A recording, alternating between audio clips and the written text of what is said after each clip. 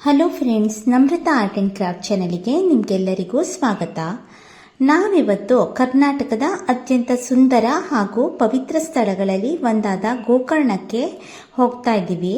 ಆ ಸ್ಥಳಕ್ಕೆ ನಿಮಗೆಲ್ಲರಿಗೂ ಸ್ವಾಗತ.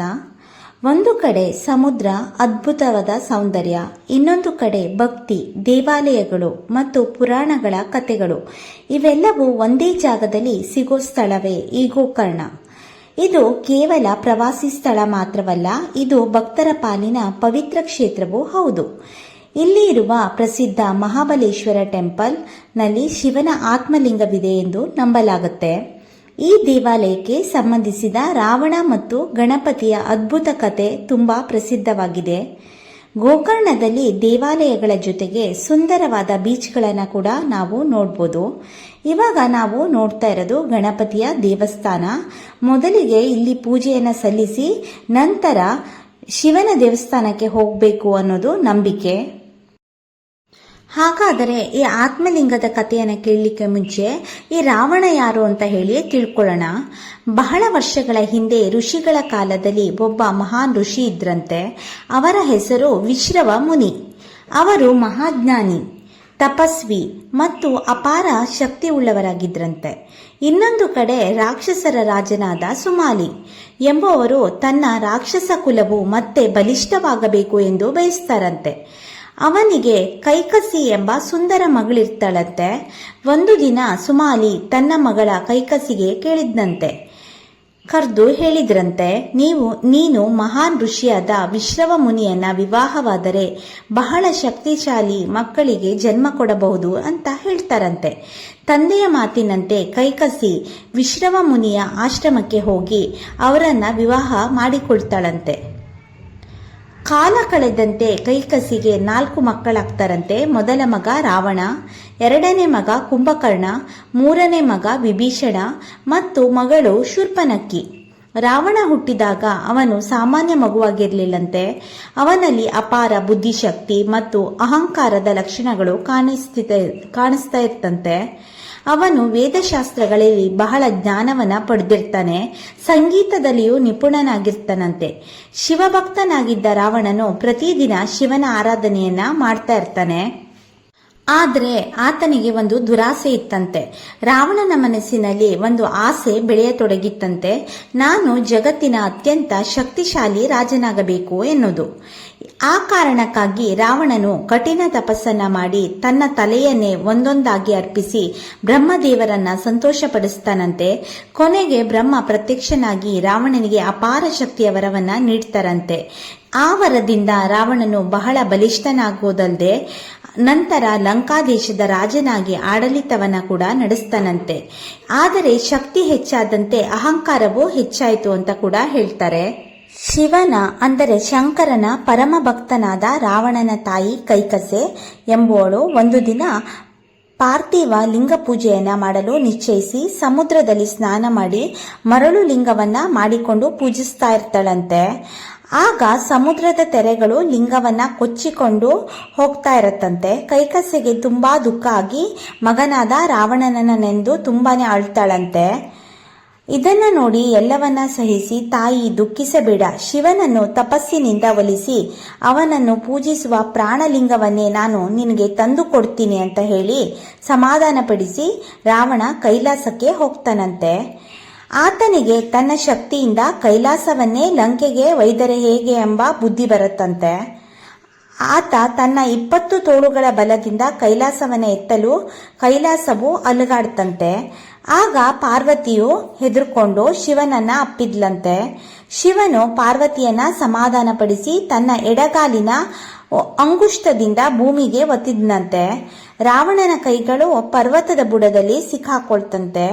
ಅವನು ಬಾಧೆಯಿಂದ ನರಳುತ್ತಾ ಪ್ರಾರ್ಥಿಸಲು ಶಿವನ ಕಾಲನ್ನ ಎತ್ತುತ್ತಾನಂತೆ. ರಾವಣನು ಬಲಾತ್ಕಾರದಿಂದ ತನ್ನ ಕೆಲಸವಾಗುವುದೆಂದು ತಿಳಿದು ನೋವಿಗೆ ಹೆದರದೆ ತಪಸ್ಸನ್ನ ಮಾಡುತ್ತಾನಂತೆ. ಅದಕ್ಕೂ ಶಿವ ಪ್ರಸನ್ನನಾಗಿ ತನ್ನ ತಲೆಯನ್ನೇ ಕಡಿದು ಬುರುಡೆಯನ್ನಾಗಿ ತಯಾರಿಸಿ ದೇಹದ ನಾಳಗಳಿಂದ ತಂತಿಯನ್ನ ಮಾಡಿ ಸಮಾಗಾನವನ್ನ ಹಾಡ್ತಾನಂತೆ. ರಾವಣನ ಈ ಸಮಾಗಾನಕ್ಕೆ ರುದ್ರ ಪ್ರಸನ್ನನಾಗಿ ಮೈದಡವಿ ಬೇಕಾದವರನ್ನು ಬೇಡು ಅಂತ ಹೇಳ್ತಾನಂತೆ. ನಿನ್ನ ಅನುಗ್ರಹದಿಂದ ಸಕಲ ಭಾಗ್ಯಗಳು ದೇವತೆಗಳು ನನ್ನ ದಾಸರಾಗಿರುವರು. ನನ್ನ ತಾಯಿಯು ನಿತ್ಯವೂ ಪೂಜಿಸಲು ನಿನ್ನಿಂದ ಪೂಜಿಸಲ್ಪಡುವ ಪ್ರಾಣಲಿಂಗವನ್ನ ಅನುಗ್ರಹಿಸಿ ಅಂತ ಹೇಳಿ ಕೇಳ್ತಾನಂತೆ. ಆಗ ಆತ್ಮಲಿಂಗವನ್ನು ರಾವಣನಿಗೆ ಶಂಕರನು ಕೊಡ್ತಾನಂತೆ. ಆದರೆ ಒಂದು ಷರತ್ತನ್ನ ಹಾಕ್ತಾನಂತೆ. ಷರತ್ತೇನಂದ್ರೆ ಆ ಆತ್ಮಲಿಂಗವನ್ನ ನೆಲದ ಮೇಲೆ ಇಡಬಾರ್ದು ಅಂತ ಹೇಳಿ.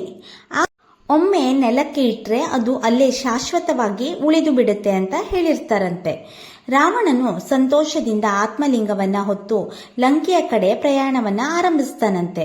ಆದರೆ ದೇವತೆಗಳಿಗೆ ಆತಂಕ. ಆದರೆ ದೇವತೆಗಳು ಭಯಪಟ್ಟರಂತೆ. ರಾವಣನು ಆತ್ಮಲಿಂಗವನ್ನ ಲಂಕೆಗೆ ತೆಗೆದುಕೊಂಡು ಹೋದರೆ ಅವನು ಇನ್ನು ಬತ್ತು ಶಕ್ತಿಶಾಲಿಯಾಗುತ್ತಾನೆ ಎಂದು ಚಿಂತಿಸಿದ್ರಂತೆ. ಆಗ ಎಲ್ಲಾ ದೇವತೆಗಳು ವಿಷ್ಣು ಮತ್ತು ಗಣೇಶನ ಬಳಿ ಸಹಾಯವನ್ನ ಕೇಳ್ತಾರಂತೆ. ಗಣಪತಿ ಒಂದು ಉಪಾಯವನ್ನ ಮಾಡ್ತಾರಂತೆ. ಅವರು ಒಂದು ಚಿಕ್ಕ ಬ್ರಾಹ್ಮಣನ ಹುಡುಗ ರೂಪವನ್ನ ತಾಳ್ತಾನಂತೆ. ರಾವಣನು ಗೋಕರ್ಣ ತಲುಪುವಷ್ಟರಲ್ಲಿ ಸಂಜೆ ಸಮಯವಾಯ್ತಂತೆ. ಸಂಧ್ಯಾ ವಂದನೆ ಮಾಡಲು ಸಮಯವಾಯ್ತಲ್ಲ ಅಂತ ಹೇಳಿ ಆತ್ಮಲಿಂಗವನ್ನ ಕೆಳಗೆ ಇಡಲು ಆಗೋದಿಲ್ಲ. ಅಷ್ಟರಲ್ಲಿ ಅವನಿಗೆ ಒಂದು ಚಿಕ್ಕ ಹುಡುಗ ಕಾಣಿಸ್ತಾನಂತೆ. ಅವನೇ ಆ ಗಣಪತಿ. ರಾವಣನು ಹೇಳ್ತಾನಂತೆ, ಏ ಬಾಲಕ, ಸ್ವಲ್ಪ ಹೊತ್ತು ಈ ಲಿಂಗವನ್ನ ಹಿಡಿದುಕೋ, ನಾನು ಪೂಜೆ ಮಾಡಿ ಬರ್ತೇನೆ ಅಂತ. ಆಗ ಹುಡುಗ ಹೇಳ್ತಾನಂತೆ, ನಾನು ಹೆಚ್ಚು ಹೊತ್ತು ಹಿಡಿಯಲು ಆಗಲ್ಲ, 3 ಬಾರಿ ನಿನ್ನ ಹೆಸರನ್ನ ಕರೀತೀನಿ, ಬರಲಿಲ್ಲ ಅಂದ್ರೆ ಕೆಳಗೆ ಇಡ್ತೀನಿ ಅಂತ ಹೇಳ್ತಾನಂತೆ.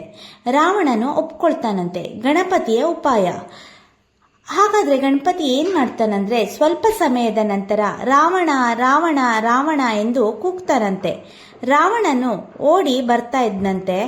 ಆದ್ರೆ ಗಣಪತಿ ಶಿವನ ಸ್ಮರಣೆ ಮಾಡುತ್ತಾ ಆತ್ಮಲಿಂಗವನ್ನ ಭೂಮಿಯ ಮೇಲೆ ಇಡ್ತಾನಂತೆ. ಆ ಕ್ಷಣದಿಂದ ಆತ್ಮಲಿಂಗವು ಭೂಮಿಗೆ ಅಂಟಿಕೊಳ್ತಂತೆ. ರಾವಣನು ಕೋಪದಿಂದ ಕಂಗಾಲಾಗಿ ಸಿಟ್ಟಿನಿಂದ ರಾವಣನು ಗಣಪತಿಯ ನೆತ್ತಿಯ ಮೇಲೆ ಗುತ್ತನಂತೆ. ಅಷ್ಟು ಬಲವಾದ ಹೊಡೆತದಿಂದ ಗಣಪತಿಯ ನೆತ್ತಿಯಲ್ಲಿ ಒಂದು ಕುಳಿ ಉಂಟಾಯಿತು ಅಂತ ಕೂಡ ಹೇಳಲಾಗುತ್ತೆ. ನಂತರ ರಾವಣನು ತನ್ನ ಅಪಾರ ಶಕ್ತಿಯಿಂದ ಆತ್ಮಲಿಂಗವನ್ನ ಎಳೆಯಲು ಪ್ರಯತ್ನ ಮಾಡ್ತಾನಂತೆ. ಅದನ್ನು ಹೇಗಾದ್ರೂ ಮಾಡಿ ತೆಗಿಬೇಕು ಅಂತ. ಅವನಿಂದ ಅದನ್ನ ಸ್ವಲ್ಪನೂ ಕದಲಿಸ್ಲಿಕ್ಕೂ ಆಗ್ಲಿಲ್ಲ ಅಂತೆ. ಕೋಪದಿಂದ ಲಿಂಗದ ಭಾಗಗಳನ್ನ 4 ದಿಕ್ಕುಗಳಿಗೆ ಎಸಿತಾನಂತೆ. ಈಗ ಆ ಸ್ಥಳಗಳು ತುಂಬಾನೇ ಪ್ರಸಿದ್ಧವಾಗಿದೆ. ಅದರಲ್ಲಿ ಮೊದಲನೇದು ಸಜ್ಜೇಶ್ವರ ಟೆಂಪಲು, 2ನೇದು ಗುಣವಂತೇಶ್ವರ ಟೆಂಪಲು, 4ನೇದು ದಾರೇಶ್ವರ ಟೆಂಪಲು, 5ನೇದು ಮುರುಡೇಶ್ವರ ಟೆಂಪಲು. ಇದು ಕೂಡ ಈ ದೇವಸ್ಥಾನಗಳು ಭಕ್ತರ ಆಸ್ಥೆಯ ಕೇಂದ್ರಗಳಾಗಿದೆ. ಇನ್ನು ಗೋಕರ್ಣಕ್ಕೆ ಭೂಕೈಲಾಸ ಅಂತ ಹೇಗೆ ಹೆಸರು ಬಂತು? ಒಮ್ಮೆ ನೀನೇ ಮಹಾಬಲಶಾಲಿ ಎಂದು ಕೂಗಿದ್ನಂತೆ. ಆಗ ದೇವತೆಗಳು ಪುಷ್ಪವೃಷ್ಟಿ ಸುರಿಸಿದ್ರಂತೆ. ನಂತರ ಶಿವನು ಗೋಕರ್ಣಕ್ಕೆ ಬಂದು ಆತ್ಮಲಿಂಗವನ್ನ ಪೂಜಿಸ್ತಾರಂತೆ. ಈ ಸ್ಥಳದಲ್ಲಿ ಮೊದಲು ಗಣಪತಿಯನ್ನ ಪೂಜಿಸಿ ನಂತರ ಆತ್ಮಲಿಂಗವನ್ನ ಪೂಜಿಸಿದ್ರೆ ಭಕ್ತರ ಎಲ್ಲಾ ಇಷ್ಟಾರ್ಥಗಳು ನೆರವೇರುತ್ತೆ ಅಂತ ಹೇಳಿ ವರವನ್ನ ಕೊಡ್ತಾನಂತೆ. ಆ ದಿನದಿಂದ ಗೋಕರ್ಣ ಭೂಕೈಲಾಸ ಎಂದು ಪ್ರಸಿದ್ಧಿಯಾಯ್ತಂತೆ. ನಂತರ ರಾವಣನು ತನ್ನ ತಾಯಿಯ ಜೊತೆ ಮತ್ತೆ ಗೋಕರ್ಣಕ್ಕೆ ಬಂದು ಭಕ್ತಿಯಿಂದ ಪೂಜೆಯನ್ನ ಮಾಡ್ತಾನಂತೆ.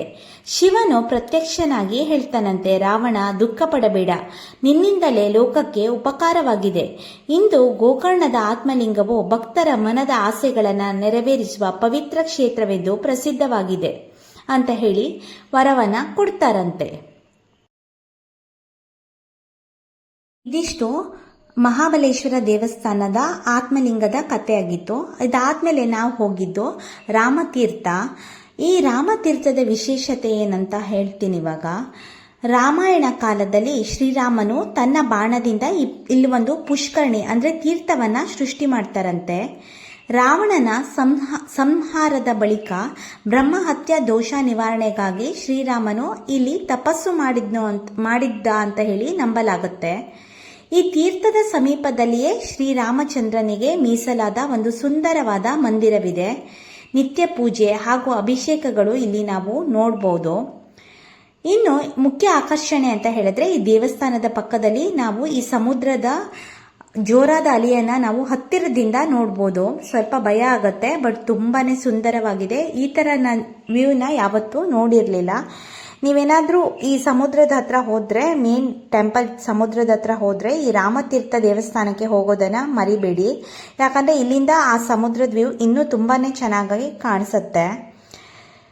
ಹಾಗೆ ರಾಮತೀರ್ಥ ಬೆಟ್ಟದ ಮೇಲೆ 100 ವರ್ಷಗಳಿಗೂ ಅಧಿಕ ಹಳೆಯ ಒಂದು ಗ್ರಂಥಾಲಯ ಇದೆ ಅಂತ ಕೂಡ ಹೇಳ್ತಾರೆ.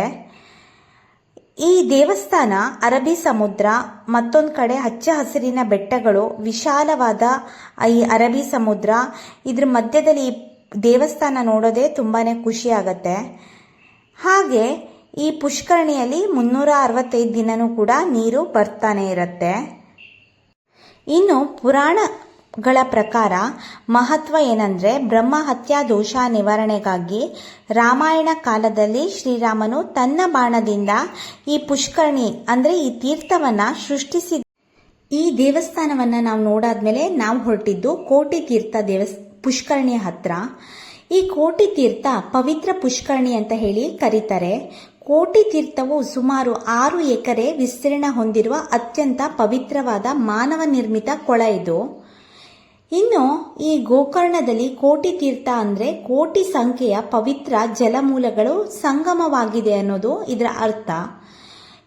ಪುರಾಣಗಳ ಪ್ರಕಾರ ಗರುಡನು ತರುತ್ತಿದ್ದ ಶತಶೃಂಗ ಪರ್ವತದಿಂದ ಅರ್ಧದಷ್ಟು ತೀರ್ಥಗಳು ಇಲ್ಲಿ ಬಿದ್ವು ಅಂತ ಹೇಳಿ ಪೌರಾಣಿಕ ಹಿನ್ನೆಲೆ ಹೇಳುತ್ತೆ.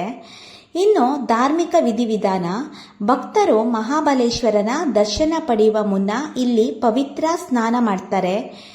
ಅಲ್ಲದೆ ಪೂರ್ವಜರಿಗೆ ಪಿಂಡ ಪ್ರದಾನ ಮತ್ತು ಮರಣ ಸಂಸ್ಕಾರದ ವಿಧಿಗಳನ್ನು ಮಾಡಲು ಇದು ಪ್ರಸಿದ್ಧ ಸ್ಥಳ ಅಂತ ಕೂಡ ಹೇಳ್ತಾರೆ. ಇನ್ನು ಈ ಗೋಕರ್ಣದಲ್ಲಿ ಇರುವಂತಹ ಪ್ರಮುಖ ದೇವಾಲಯಗಳ ಇವಾಗ ಹೇಳ್ತೀನಿ. ಮೊದಲನೇದು ಮಹಾಬಲೇಶ್ವರ ದೇವಸ್ಥಾನ. ಇದು ಗೋಕರ್ಣದ ಅತ್ಯಂತ ಪ್ರಮುಖ ಮತ್ತು ಪ್ರಸಿದ್ಧ ಇತಿಹಾಸ ಹೊಂದಿರುವ ಶಿವನ ದೇವಸ್ಥಾನ. ರಾವಣನು ತಂದಂತಹ ಆತ್ಮಲಿಂಗ ಇಲ್ಲೇ ಪ್ರತಿಷ್ಠಾಪಿತಗೊಂಡಿದೆ ಅಂತ ಕೂಡ ಹೇಳ್ತಾರೆ. ಎರಡನೆಯದು ಶ್ರೀ ಮಹಾಗಣಪತಿ ದೇವಸ್ಥಾನ. ಮಹಾಬಲೇಶ್ವರ ದೇವಸ್ಥಾನದ ಸಮೀಪದಲ್ಲೇ ಇದೆ ಇದು. ರಾವಣನಿಂದ ಆತ್ಮಲಿಂಗವನ್ನ ರಕ್ಷಿಸಿದ ಗಣೇಶನಿಗೆ ಈ ಜಂಟಿ ಕ್ಷೇತ್ರವನ್ನ ಸಮರ್ಪಿಸಲಾಗಿದೆ. ಮೊದಲಿಗೆ ಮಹಾಬಲೇಶ್ವರ ದೇವಸ್ಥಾನ ಹೋಗೋಕ್ಕಿಂತ ಮುಂಚೆ ಈ ಗಣೇಶನ ದೇವಸ್ಥಾನಕ್ಕೆ ಹೋಗಬೇಕು. ಅಂದ್ರೆ ಮಹಾಗಣಪತಿ ದೇವಸ್ಥಾನದ ದರ್ಶನ ಪಡೆದ ನಂತರ ಈ ಮಹಾಬಲೇಶ್ವರ ಆತ್ಮಲಿಂಗವನ್ನ ನೋಡ್ಲಿಕ್ಕೆ ಹೋಗಬೇಕು ಅನ್ನೋದು ವಾಡಿಕೆ. ಅದಾದ್ಮೇಲೆ ಶ್ರೀ ಭದ್ರಕಾಳಿ ದೇವಸ್ಥಾನ ಗೋಕರ್ಣ ಪಟ್ಟಣದ ಪ್ರವೇಶ ದ್ವಾರದಲ್ಲಿದ್ದು, ಈ ದೇವಸ್ಥಾನವನ್ನ ಗೋಕರ್ಣದ ರಕ್ಷಕ ದೇವತೆ ಅಂತ ಹೇಳಿ ಪೂಜೆಯನ್ನ ಮಾಡ್ತಾರೆ. ಅದಾದ್ಮೇಲೆ ತಾಮ್ರಗೌರಿ ದೇವಸ್ಥಾನ ಮಹಾಬಲೇಶ್ವರ ದೇಗುಲದ ಆವರಣದ ಉತ್ತರ ಭಾಗದಲ್ಲಿ ಅಂದ್ರೆ ನಾರ್ತ್ ಡೈರೆಕ್ಷನ್ ನಲ್ಲಿ ಈ ಪಾರ್ವತಿ ದೇವಿಯ ವಿಗ್ರಹವನ್ನ ಪ್ರತಿಷ್ಠಾಪಿಸಲಾಗಿದೆ. ಈ ದೇವಸ್ಥಾನಕ್ಕೆ ತಾಮ್ರಗೌರಿ ದೇವಸ್ಥಾನ ಅಂತ ಹೇಳಿ ಕರೀತಾರೆ. ಅದಾದ್ಮೇಲೆ ಶ್ರೀ ವೆಂಕಟರಮಣ ದೇವಸ್ಥಾನ. ಇದು ಕೋಟಿ ತೀರ್ಥದ ದಂಡೆಯ ಮೇಲಿರುವ ಸುಂದರ ಮತ್ತು ಹಳೆಯ ವಿಷ್ಣುವಿನ ದೇವಸ್ಥಾನ. ಅದಾದ್ಮೇಲೆ ರುದ್ರಗಯ ಹರಿಹರೇಶ್ವರ ದೇವಸ್ಥಾನ. ಇದು ರಾಮತೀರ್ಥದ ಬಳಿ ಇರುವ ದೇಗುಲದಲ್ಲಿ ಪಿತೃ ಕಾರ್ಯಗಳನ್ನ ಮತ್ತು ಜ್ಯೋತಿಷ್ಯ ಶಾಸ್ತ್ರದ ವಿಧಿಗಳನ್ನ ಇಲ್ಲಿ ಹೇಳಲಾಗುತ್ತೆ. ಇದಾದ್ಮೇಲೆ ನಮಗೆ ಕಾಣಿಸೋದು ಶ್ರೀ ಪಟ್ಟೆ ವಿನಾಯಕ ದೇವಸ್ಥಾನ. ಇದು ಕೂಡ ಕೋಟಿ ತೀರ್ಥದ ಸಮೀಪದಲ್ಲೇ ಇರುವಂತಹ ಗಣೇಶನ ದೇವಸ್ಥಾನ ಮತ್ತೆ ಚಿಕ್ಕ ದೇವಸ್ಥಾನ ಕೂಡ ಆಗಿದೆ. ಇದಿಷ್ಟು ನಾವು ಗೋಕರ್ಣದಲ್ಲಿ ನೋಡಬಹುದಾದಂತಹ ದೇವಸ್ಥಾನ. ಈ ಎಲ್ಲ ದೇವಸ್ಥಾನ ಮತ್ತು ಕೋಟಿ ತೀರ್ಥ ಇದೆಲ್ಲ ಆದ್ಮೇಲೆ ನಾವು ಹೋಗಿದ್ದು ಓಂ ಬೀಚ್ ಹತ್ರ. ಗೋಕರ್ಣ ದೇವಸ್ಥಾನ ಎಷ್ಟು ಫೇಮಸ್ಸೋ ಹಾಗೆ ಬೀಚಸ್ಗಳು ತುಂಬಾನೇ ಫೇಮಸ್ಸು. ಈ ಬೀಚಸ್ಗಳಿಗೋಸ್ಕರನೇ ತುಂಬಾ ಜನ ಇಲ್ಲಿಗೆ ಬರ್ತಾರೆ. ಈ ಟೂರಿಸ್ಟ್ ಪ್ಲೇಸ್ ತುಂಬಾ ಫೇಮಸ್ ಆಗಿರೋದೇ ಬೀಚಸ್ಗಳಿಂದ. ಹಾಗಾದ್ರೆ ಈ ಗೋಕರ್ಣ ಅಂದ್ರೆ ಬರೀ ದೇವಸ್ಥಾನಗಳಷ್ಟೇ ಅಲ್ಲ, ಮನಸ್ಸಿಗೆ ಶಾಂತಿ ಕೊಡುವ ಸುಂದರ ಬೀಚ್ಗಳು ಸ್ವರ್ಗದಂತೆ ಇಲ್ಲಿ ಕಾಣಿಸುತ್ತೆ. ಪ್ರತಿ ಬೀಚ್ಗೂ ತನ್ನದೇ ಆದ ಒಂದು ಐಡೆಂಟಿಫಿಕೇಶನ್ ಅಥವಾ ವಿಶೇಷತೆ ಇದೆ. ಹಾಗಾದ್ರೆ ಬನ್ನಿ ಗೋಕರ್ಣದ ಮುಖ್ಯ ಕಡಲ ತೀರಗಳ ಸುತ್ತ ಒಂದು ಸುಂದರ ಪ್ರಯಾಣವನ್ನ ಈಗ ಮಾಡೋಣ. ಮೊದಲನೇದು ಗೋಕರ್ಣದ ಮೇನ್ ಬೀಚ್ ಮೊದಲು ಬರುತ್ತೆ. ಇದು ಗೋಕರ್ಣದ ಪ್ರಸಿದ್ಧ ಮೇನ್ ಬೀಚ್. ಗೋಕರ್ಣದ ಮೇನ್ ಬೀಚ್ ಅಂತಾನೆ ಇದನ್ನ ಕರೀತಾರೆ. ಹಾಗಾದ್ರೆ ಈ ಬೀಚು ಶ್ರೀ ಮಹಾಬಲೇಶ್ವರ ದೇವಸ್ಥಾನದ ಹತ್ರನೇ ಇರೋದು. ನೀವು ಈ ವಿಡಿಯೋದಲ್ಲಿ ಮೊದಲಿಗೆ ನೋಡಿದ್ರಲ್ಲ ಆ ಬೀಚೇ ಮೇನ್ ಬೀಚು. ಬೆಳಗಿನ ಸಮಯದಲ್ಲಿ ಇಲ್ಲಿ ಮೀನುಗಾರರ ದೋಣಿಗಳು, ಸೂರ್ಯೋದಯದ ದೃಶ್ಯ ಮತ್ತು ಸಮುದ್ರದ ಅಲೆಗಳು ತುಂಬಾನೇ ಸುಂದರವಾಗಿ ಕಾಣಿಸುತ್ತೆ. ಭಕ್ತರು ದೇವಸ್ಥಾನಕ್ಕೆ ಭೇಟಿ ನೀಡಿದ ನಂತರ ಈ ಬೀಚ್ಗೆ ಬರ್ತಾರೆ. ಇಲ್ಲಿ ಸಮುದ್ರದ ಗಾಳಿ ಮನಸ್ಸಿಗೆ ಶಾಂತಿಯನ್ನ ಕೊಡುತ್ತೆ. ಸಂಜೆಯ ಸಮಯದಲ್ಲಿ ನಡೆಯಲು ಮತ್ತು ಕುಟುಂಬದ ಜೊತೆ ಸಮಯ ಕಳೆಯಲು ಇದು ಒಳ್ಳೆ ಸ್ಥಳ ಅಂತಾನೆ ಹೇಳ್ಬೋದು. ಇವಾಗ ನೀವು ನೋಡ್ತಾ ಇರೋದು ವಿಡಿಯೋದಲ್ಲಿ ಓಂ ಬೀಚ್. ಇವಾಗ ನಾನು ಕುಡ್ಲೆ ಬೀಚ್ ಬಗ್ಗೆ ಹೇಳ್ತೀನಿ. ಮುಂದೆ ಬರ್ತಾ ಇರೋ ಹಾಗೆ ಯುವ ಜನರ ಫೇವ್ರೇಟ್ ಆದ ಕುಡ್ಲೆ ಬೀಚ್. ಇದು ಗೋಕರ್ಣದ ಮೇನ್ ಟೌನ್ ನಿಂದ ಸ್ವಲ್ಪ ಟ್ರಕ್ಕಿಂಗ್ ಮಾಡಿದ್ರೆ ಈ ಬೀಚು ಸಿಗುತ್ತೆ. ಇಲ್ಲಿ ಬೆಟ್ಟಗಳ ಮಧ್ಯೆ ಹರಡಿರುವ ಸಮುದ್ರದ ದೃಶ್ಯ ತುಂಬಾನೇ ಚೆನ್ನಾಗಿ ಕಾಣಿಸುತ್ತೆ. ಈ ಕುಡ್ಲೆ ಬೀಚ್ ನಲ್ಲಿ ಸೂರ್ಯಾಸ್ತ ನೋಡೋದು ತುಂಬಾನೇ ಫೇಮಸ್. ಇಲ್ಲಿ ಯೋಗ, ಮೆಡಿಟೇಷನ್, ರಿಲ್ಯಾಕ್ಸ್ ಮಾಡಲು ದೇಶ ಮತ್ತು ವಿದೇಶದಿಂದ ಫಾರಿನರ್ಸ್ ತುಂಬಾನೇ ಜನ ಬರ್ತಾರೆ. ಸಂಜೆ ಹೊತ್ತಿನಲ್ಲಿ ಈ ಕಡಲ ತೀರದ ಬಳಿ ಸಣ್ಣ ಕೆಫೆಗಳು, ಸಂಗೀತ, ತಂಪಾದ ಗಾಳಿ ಇಲ್ಲಿ ತುಂಬಾನೇ ವಿಶೇಷ ಅನುಭವವನ್ನ ಕೊಡುತ್ತೆ. ಅದಾದ್ಮೇಲೆ ಓಂ ಬೀಚ್. ಇವಾಗ ನೀವು ಏನ್ ನೋಡ್ತಿದ್ದೀರಲ್ಲ ಅದು ಓಂ ಬೀಚ್. ಗೋಕರ್ಣದ ಅತ್ಯಂತ ಪ್ರಸಿದ್ಧ ಬೀಚ್ ಅಂದ್ರೆ ಈ ಓಂ ಬೀಚ್. ಈ ಓಂ ಬೀಚ್ ನಲ್ಲಿ ಏನ್ ವಿಶೇಷತೆ ಅಂದ್ರೆ ಈ ಬೀಚ್ ಅನ್ನ ಮೇಲಿಂದ ನೋಡಿದ್ರೆ ಓಂ ಆಕಾರದಲ್ಲಿ ಕಾಣಿಸುತ್ತೆ. ಆ ಕಾರಣದಿಂದ ಇದಕ್ಕೆ ಓಂ ಬೀಚ್ ಅಂತ ಹೇಳಿ ಕರೀತಾರೆ. ಇಲ್ಲಿ jet ski, banana ride, speed boat ಮುಂತಾದ ವಾಟರ್ ಸ್ಪೋರ್ಟ್ಸ್ ಆಕ್ಟಿವಿಟಿನ ನಾವಿಲ್ಲಿ ನೋಡಬಹುದು. ಫೋಟೋ ತೆಗೆಯಲು ಮತ್ತು ಡ್ರೋನ್ ವಿಡಿಯೋ ಮಾಡಲು ಇದು ಅತ್ಯುತ್ತಮ ಸ್ಥಳ ಅಂತಾನೆ ಹೇಳ್ತಾರೆ. ಸೂರ್ಯಾಸ್ತದ ಸಮಯದಲ್ಲಿ ಸಮುದ್ರದ ಮೇಲೆ ಬೀಳುವ ಕಿತ್ತಳೆ ಬಣ್ಣದ ಬೆಳಕು ನಿಜವಾಗಿಯೂ ಸ್ವರ್ಗದಂತೆ ಕಾಣಿಸುತ್ತೆ. ಇಲ್ಲಿರುವಂತಹ ದೋಣಿಗಳು, ಸನ್ಸೆಟ್, ಸನ್ರೈಸ್ ಎಲ್ಲ ನೋಡ್ಲಿಕ್ಕಂತೂ ಫುಲ್ ಖುಷಿ ಆಗತ್ತೆ. ಅದಾದ್ಮೇಲೆ ನಾವು ನೆಕ್ಸ್ಟ್ ನೋಡುವಂತ ಬೀಚ್ ಅಂದ್ರೆ ಹಾಫ್ ಮೂನ್ ಬೀಚ್. ಮುಂದೆ ಬರ್ತಾ ಇರೋ ಹಾಗೆ ಶಾಂತಿ ಮತ್ತೆ ನೈಸರ್ಗಿಕ ಸೌಂದರ್ಯದಿಂದ ತುಂಬಿರೋದೇ ಈ ಹಾಫ್ ಮೂನ್ ಬೀಚ್. ಈ ಬೀಚ್ಗೆ ಹೋಗಲು ಸ್ವಲ್ಪ ಟ್ರೆಕ್ಕಿಂಗ್ ಮಾಡಬೇಕಾಗುತ್ತೆ. ಮತ್ತೆ ಬೋಟ್ ಪ್ರಯಾಣ ಕೂಡ ನಾವು ಮಾಡ್ಬೋದು. ಇಲ್ಲಿ ಜನಸಂದಣಿ ಕಡಿಮೆ ಇರುತ್ತೆ, ಸ್ವಲ್ಪ ನೋಡ್ಕೊಂಡು ಹೋಗಿ. ಯಾಕಂದ್ರೆ ಇದು ಎಲ್ಲ ಸೇಫ್ ಆದಂತ ಪ್ಲೇಸೇ. ಬಟ್ ನೀವು ಬ್ಯಾಡ್ ಟೈಮಲ್ಲಿ, ಬ್ಯಾಡ್ ಸಿಚುವೇಶನ್ ಅಲ್ಲಿ ಏನಾದರೂ ಹೋದ್ರೆ ನಿಮಗೆ ಪ್ರಾಬ್ಲಮ್ ಆಗುತ್ತೆ. ಒಬ್ಬೊಬ್ಬರೇ ಹೋಗೋದೇ ಇರೋದೇ ನಿಮಗೆ ಸ್ವಲ್ಪ ಒಳ್ಳೇದು. ಪ್ರಕೃತಿಯನ್ನ ಹತ್ತಿರದಿಂದ ನೀವು ಖುಷಿಯನ್ನ ಪಡ್ಬೋದು. ಕಲ್ಲುಗಳು, ಹಸಿರು ಮರಗಳು, ನೀಲಿ ಸಮುದ್ರ ಒಟ್ಟಿಗೆ ಸೇರಿದಾಗ ತುಂಬಾನೇ ಸೂಪರ್ ಆಗಿ ಕಾಣಿಸುತ್ತೆ. ಯಾವುದೋ ಹೆವನ್ ಅಲ್ಲೇ ಇರೋ ತರ ಫೀಲ್ ಆಗುತ್ತೆ. ಕ್ಯಾಂಪಿಂಗ್ ಮಾಡ್ಲಿಕ್ಕೆ ಯಾರ್ಯಾರಿಗೆ ಇಷ್ಟನೋ ಇದು ಬೆಸ್ಟ್ ಸ್ಪಾಟ್ ಅಂತಾನೆ ಹೇಳ್ಬೋದು. ಅದಾದ್ಮೇಲೆ ಪ್ಯಾರಡೈಸ್ ಬೀಚ್. ಇದು ಹೆಸರಿನಂತೆ ಸ್ವರ್ಗದಂತೆ ಪ್ಯಾರಡೈಸ್ ಬೀಚ್ ಇದು ನಮಗೆ ಕಾಣಿಸುತ್ತೆ. ಇದು ಗೋಕರ್ಣದ ಅತ್ಯಂತ ಶಾಂತ ಮತ್ತು ಸುಂದರ ಬೀಚ್ಗಳಲ್ಲಿ ಒಂದು. ಇಲ್ಲಿ ಮೊಬೈಲ್ ನೆಟ್ವರ್ಕ್ ಕೂಡ ಕೆಲವೊಮ್ಮೆ ಸಿಗೋದಿಲ್ಲ, ಹುಷಾರಾಗಿರಿ. ಆದರೆ ಅದೇ ಅದರ ವಿಶೇಷತೆ. ನಗರದ ಗದ್ದಲದಿಂದ ದೂರವಾಗಿ ಪ್ರಕೃತಿಯ ನಡುವೆ ಸಮಯ ಕಳೆಯಬಹುದು. ಸಮುದ್ರದ ನೀರು ತುಂಬಾನೇ ಸ್ವಚ್ಛವಾಗಿದ್ದು ಕಲ್ಲುಗಳ ನಡುವೆ ಅಲೆಗಳು ಬಡಿದಾಡುವ ದೃಶ್ಯ ಮನಸ್ಸಿಗೆ ತುಂಬಾನೇ ಸಂತೋಷವನ್ನ ಕೊಡುತ್ತೆ. ಅದಾದ್ಮೇಲೆ ನಾವು ಬೆಲೆಕಾನ್ ಬೀಚ್. ಇದು ಅನೇಕ ಜನರಿಗೆ ತಿಳಿಯದ ಮತ್ತು ಸುಂದರ ಸ್ಥಳವೆಂದರೆ ಈ ಬೆಲೆಕಾನ್ ಬೀಚ್. ಇದು ತುಂಬಾನೇ ಶಾಂತಿ ಆದಂತಹ ಪ್ರದೇಶ. ಮೀನುಗಾರರ ಹಳ್ಳಿ ವಾತಾವರಣವನ್ನ ಇಲ್ಲಿ ನಾವು ನೋಡಬಹುದು. ಇಲ್ಲಿ ಸಮುದ್ರದ ನೈಸರ್ಗಿಕ ಸೌಂದರ್ಯ ಇನ್ನಷ್ಟು ಹತ್ತಿರದಿಂದ ನಾವು ಅನುಭವಿಸಬಹುದು. ಟ್ರೆಕ್ಕಿಂಗ್ ಅನುಭವ. ಗೋಕರ್ಣದ ವಿಶೇಷತೆ ಅಂದ್ರೆ ಬೀಚ್ ಟ್ರೆಕ್ಕಿಂಗ್. ಕುಡ್ಲೆ ಬೀಚ್ನಿಂದ ಓಂ ಬೀಚ್, ಅಲ್ಲಿಂದ ಹಾಫ್ ಮೂನ್ ಬೀಚ್ ಮತ್ತು ಪ್ಯಾರಡೈಸ್ ಬೀಚ್ ವರೆಗೆ ನಡೆದು ಹೋಗುವ ಅನುಭವ ತುಂಬಾನೇ ಚೆನ್ನಾಗಿರುತ್ತೆ.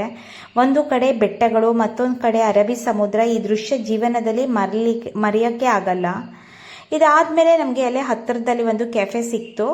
ಅಲ್ಲಿ ನಾವು ಹೋಗಿ 4 ಲೆಮನ್ ಸೋಡಾ, ಒಂದು ಕೋಕಮ್ ಸೋಡಾ ಮತ್ತೆ ಒಂದು ಮ್ಯಾಗಿಯನ್ನು ಆರ್ಡರ್ ಮಾಡಿದೆ.